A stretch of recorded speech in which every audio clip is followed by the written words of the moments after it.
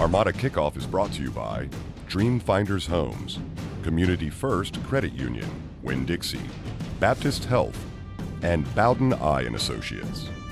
Hello and welcome into Armada Kickoff, a busy and memorable week for the Armada. Now with just 6 matches left in the season, the team seems to be finding its identity under interim head coach Mark Lowry. We'll take a closer look. We'll also have the highlights from Saturday's controversial draw and last night's match with FC Edmonton. Plus, Mauricio, Ruiz, and Andy Kidd join us. But let's first start with last Saturday's match against Rayo OKC. A gut punch, points stolen, a tough result to take. Just some of the words used to describe Saturday's match, where the Armada played so well, but were nearly inconsolable afterwards. It was Hispanic Heritage Day. If you got there early, doesn't that look good? Getting ready for the Armada and Rayo OKC, a rematch of a game that happened just a couple of weeks ago in Oklahoma City. First half, Armada really moving the ball well. Look at all these one-touch passes. Lagerblom, Keita going to Charles Ulundu, making a back post run. Couldn't quite get there, but the Armada really moved the ball well in the first half. Keita almost had his 5th goal of the season here, if not for Footy Danso. Look at this from the backside. Came off and saved it off the line for Rayo OKC. 19th minute, Charles Ulundu really working hard. Digs the ball out, gets it on his right foot. Classy finish for Ulundu, his 5th NASL goal of the season. He now leads the Armada in that category. But in the second half, stoppage time. This is a penalty call. Take another look. Footy Danso seemed to trip over Meshach Jerome's foot. Yet they called the PK, and Michel, who has lived at the penalty spot this year, delivers for Rayo OKC. A 1-1 draw, 3 minutes into stoppage time. Rayo OKC gets the equalizer. A tough one to take for Mark Lowry and the rest of the Armada on Saturday night. Well, take a look at the numbers from Saturday night's match. Certainly, you see these numbers, you go, okay, it might represent a 1-1 draw. The Armada much more successful on the crosses, as you see. But, boy, that penalty in stoppage time, and it was at very least controversial. The Armada have to settle for a point at home. So, then, last night, the Armada a chance again to give Mark Lowry a victory at home. Flyover from some Navy choppers before the match, as the Armada entertained FC Edmonton. 22nd minute, Charles Ulundu finding his way through a very stingy FC Edmonton defense. Saved, though, by Matt Van Oekel. You take another look at it on a ball sent across the ground. Just so tough to find space against Edmonton, who really packed it in. Ulundu fouled by Eckersley, who gets the yellow card, and then the ensuing free kick by Meshach Jerome. Look at this blast. Boy, that thing got on Van Oekel in a hurry, but Van Oekel, who has been the best goalkeeper in the league this year, just terrific. 63rd minute, shot on goal by FC Edmonton, a rare shot on goal by the Eddies. Gallardo handles it. Later, 64th minute, Ulundu again got into the box this time, but sent it high. Mark Lowry liking the activity here. Former Armada player Sean Nicola made his return to Community First Park. He took a shot from distance here.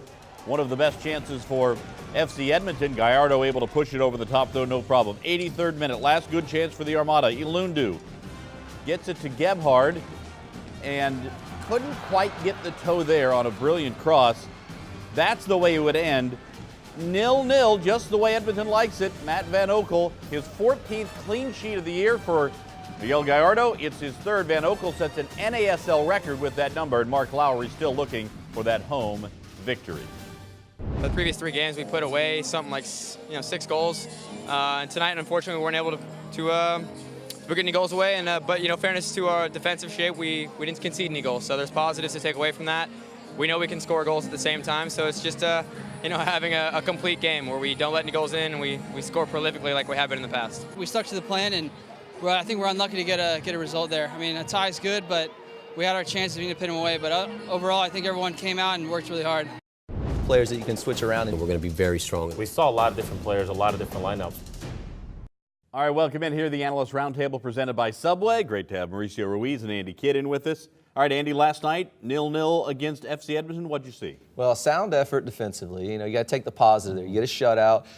That's something to build on. You want to try and create more dangerous opportunities in front of goal, not just long strikes, not just Mishak Jerome free kicks. You want to try and get some more of those Alundu in the box or Gerhardt in the box with some chances, and just weren't able to break down the Edmonton defense as much as Coach Lowry would have liked. Well, and I think that's the trend that the Armada have had the past couple of games. You know, they scored 3 goals against Puerto Rico. They had a good performance last time against Rayo OKC. Now, Edmonton kind of just set in a little bit and took away those opportunities that Alondo and Keita have been creating. So they just didn't do it. They didn't get enough balls into the box to create those mismatches. Do you think we're seeing the identity of the team start to establish itself? Well, absolutely. You see some combinations. Even when the opportunities, have come in Rayo OKC game, there are plenty of opportunities that, to take the game away. The team's starting to, even if the personnel changes a little bit at times, they're trying to do the same thing. They're just trying to do it better and better every time. Yeah, and you could hear Coach Lowry a couple of times. The mic picked it up last night. They're trying to play his style, but he wants them to take care of the ball more. There's just a few too many sloppy turnovers for his liking. And I think as they clean those up, they're going to see better results. All right, more coming up from Andy Kidd and Mauricio Ruiz here in just a bit. Let's hear now from Mark Lowry. His team clearly moving with more urgency, especially on the attack. We saw it on Saturday and in stretches last night as well.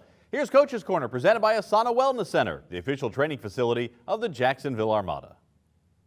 I feel good with how the guys are training and playing, which is ultimately the most important thing. There's certain aspects of the game that you can't control, and that does affect the outcome at times in terms of the result of a game.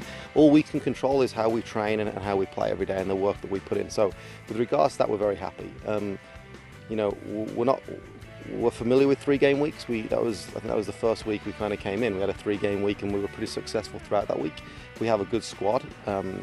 You may see some changes in the next couple of games, but it will be down just to keeping fresh legs on the field. What's the thing you're seeing that you think has improved the most over the last 5-6 games since you took over? It's funny because we talk about that at the end of every game, myself and Nathan and the staff, and we see progression every game in different aspects. I thought against Rayo, our pressing from the front was the best we've had so far, and that's something we work hard on as well. And I think that's how we scored our first goal. Charles went and won the ball high up the field, and if you can win it there, you're immediately on top of the back four, or even just the 2 centre backs. So that for me, in the previous game was a pleasing thing, and then the game before that we scored 3 great goals, and then against Rayo we did very well defending in midfield. So now we've got to try and put all those pieces together now. I think we're getting close to having that performance where we can walk off the field and say every aspect of our game was where we want to be. That's an Armada team. That's how we want Armada to play going forward. We haven't had a complete one yet, but each game we're kind of checking off different boxes. So now I think the goal is just to put it together. And I think once that happens, it'll be an exciting brand of soccer on the field.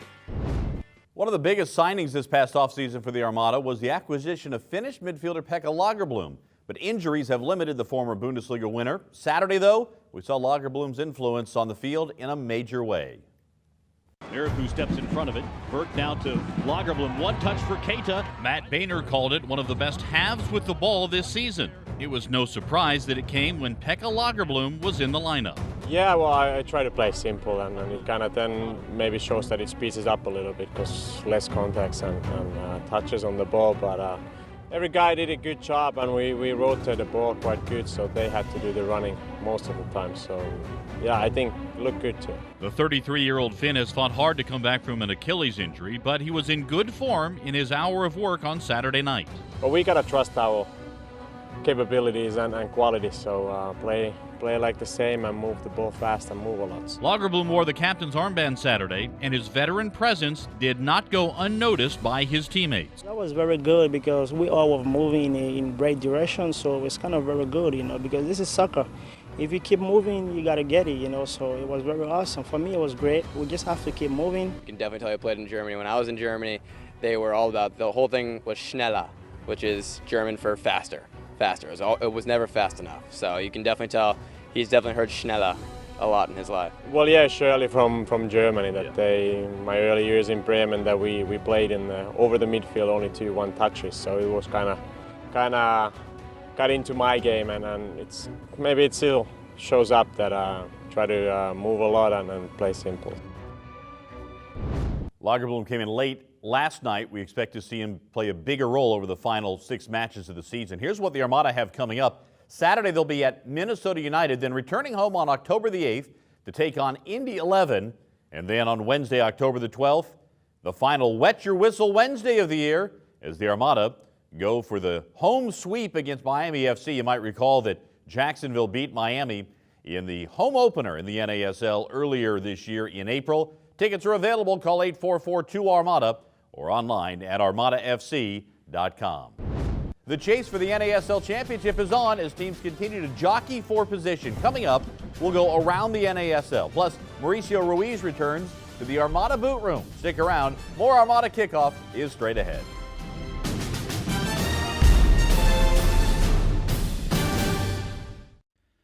To enter for your chance to participate in the Winn-Dixie Bubble Battle, visit your nearest Winn-Dixie in your Armada gear, take a selfie, and post it to any of the Armada social media using the hashtag WinnDixieBB. 2 winners will be selected every Wednesday during a home match week. Assemble a team of 3, and you're ready for battle. The Cosmos continue to lead the fall season, but there's company at the top. Let's go around the NASL, presented by Nike.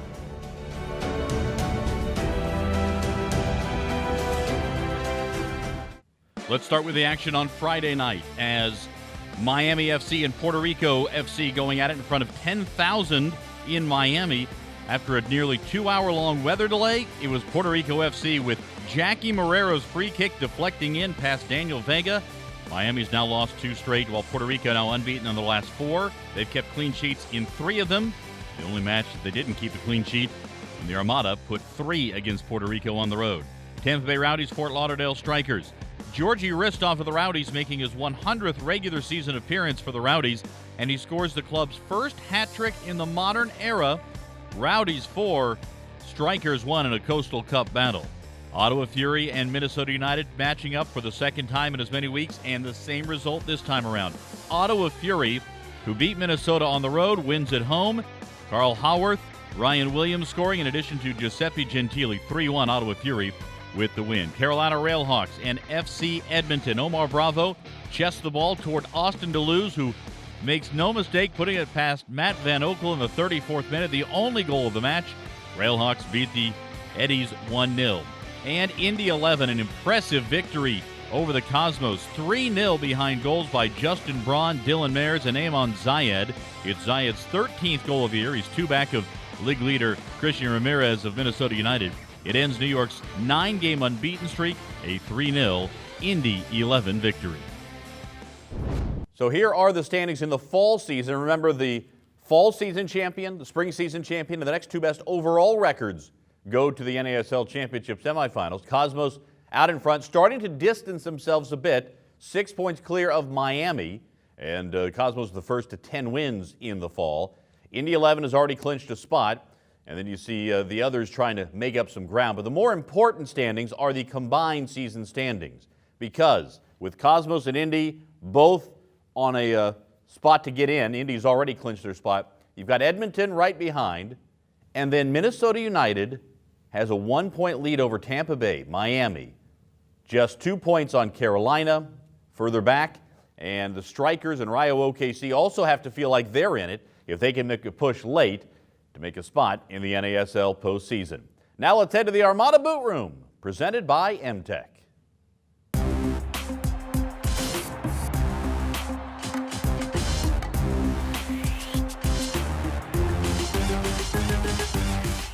All right, back in here, the Armada Boot Room, Mauricio Ruiz. We're talking a little bit about the Armada kind of developing the attack, and particularly on Saturday night, you saw some things that with a little tiny adjustment, with a little tiny different result, could see some goals. Well, they're creating chances, and the way that they're playing with short inter-exchanging passes, chances are being created. You really have to start putting those chances away so you can break away from being up 1-0 to 2-0, 3-0. And we're going to see a few opportunities that they might have had in this game here.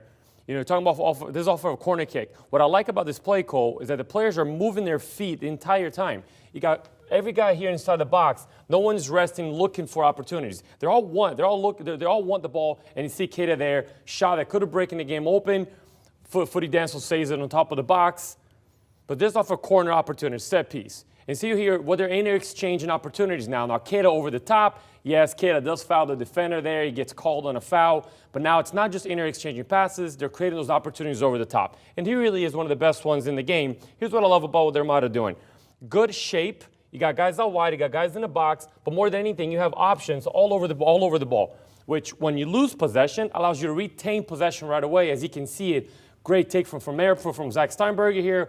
Pekka Lagerblom, nice and tidy, gets across inside the box. And once again, you have good shape. Charles Alonso staying near the ball, is staying near the goal, create an opportunity into goal, and he just barely misses it back post here. Continue to create opportunities. Now, these are all in the first half of the game. You're talking about putting one or two of these opportunities away. As many more came, the game completely breaks open. You talk about Charles Alundu. It's a great example of what he has done to advance his game this year when you see him making that back post run.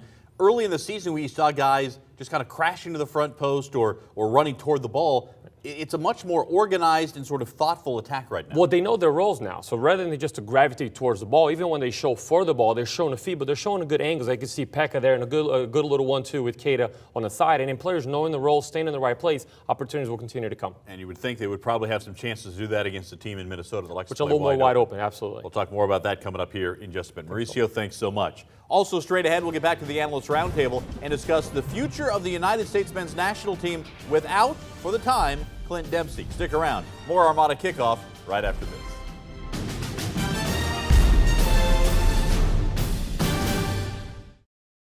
It is now time to get your 2017 season tickets renewed. If you're a season ticket owner, renew by October the 8th. You'll get a personalized 2017 Armada kit for yourself. Renew by October 15th. You have a chance to get a VIP skybox for an Armada match. And by October the 28th, you could win a trip to see the NASL Championship Finals. Renew now. Call 844-2-ARMADA or online at armadafc.com. Players that you can switch around, and we're going to be very strong. We saw a lot of different players, a lot of different lineups. Welcome back in the Analyst Roundtable. Mauricio Ruiz, Andy Kidd. Let's start with the big international news. Big Sam is out after just 2 matches as the England manager. Sam Allardyce let go. Is this the toughest international soccer job there is? I mean, there's so much scrutiny, such high expectation on this job. Well, I think why he got let go has not so much to do with the tactics, with the team itself, but because of the scrutiny that England's job is, anything that you're going to do outside of the ordinary in today's atmosphere with allegations and FIFA, it's too sensitive for you to fall out of line, even if it comes out that he's not guilty of anything.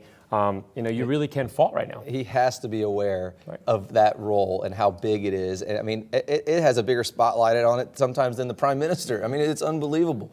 And so I think, just not having that awareness. But to answer your question, yeah, it is probably the toughest, international job out there. I mean, it is the papers, the people, the fans, the players, everybody's looking at you. But you got to be aware of it. Brutal. The scrutiny on Big Sam compared to the scrutiny on Jurgen Klinsmann.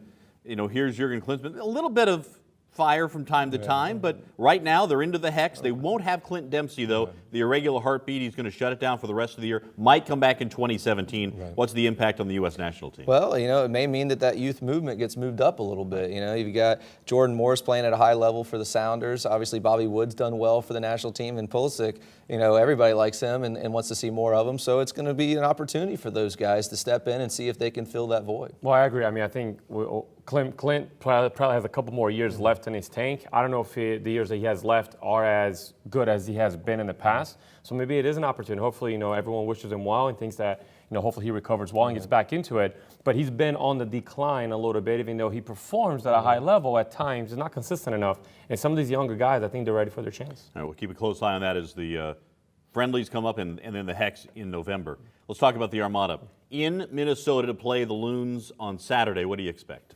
I think they just continue to climb. I mean, the reality is they haven't lost in a couple of games now. Yeah, a lot of ties, but they continue to climb, continue to get better. Minnesota hasn't been the Minnesota that we thought at the beginning of the season. Certainly a very talented team, but I think they're looking at them MLS already. They're looking at the next phase. more. So I think they might have an opportunity to go up there and actually and capture a result. Yeah, I think this game matches up well for Coach Lowry and his staff. They're going to get to see the team play against another team that wants to open it up, wants to play, doesn't want to sit in like FC Edmonton did and keep it a 0-0 game. Minnesota's going to come out, and which is going to open up some of those passing lanes and let the Armada play a little bit. So this will be a really good test for the new system that Coach Lowry is trying to install. Andy Kidd, Mauricio Ruiz, thanks so much. Coming up, a look ahead to what's to come this week as the Armada goes to the Great White North. Last ever NASL meeting with Minnesota United. Stick around. More Armada Kickoff is straight ahead.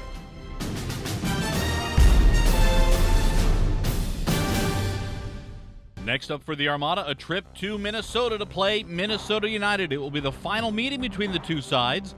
Already this year, the Armada and Minnesota have played twice. Minnesota easily handling things the first time up. They're led by Christian Ramirez, the leading goal scorer in the NASL, but he was held in check, as was the rest of the Minnesota United team the last time these two sides met. That was on a steamy afternoon in Jacksonville. The Armada will be taking on a team with a lot to play for, right now clinging to the final spot in the NASL Championship semifinals. If the season ended today, Minnesota United would be the fourth team in the overall standings. And after the Armada go on the road, they come back home on October the 8th to take on Indy 11, the match presented by We Got Soccer. It's also Breast Cancer Awareness Night, so wear your pink. 7 o'clock kickoff, coverage beginning at 6:30 here on CW17. Tickets are available by calling 844-2-ARMADA or by going online to armadafc.com. Remember, you get the latest on the Armada online at armadafc.com, and on radio, we have on Sports Radio 930, the Armada Coaches Show, Mondays at 6, and the Armada Soccer Show, Wednesdays at 6. And remember, Saturday, the match in Minnesota, available only on ESPN3. Kickoff at 8 p.m. from Minnesota. Thanks for joining us. We'll see you next time right here on Armada Kickoff.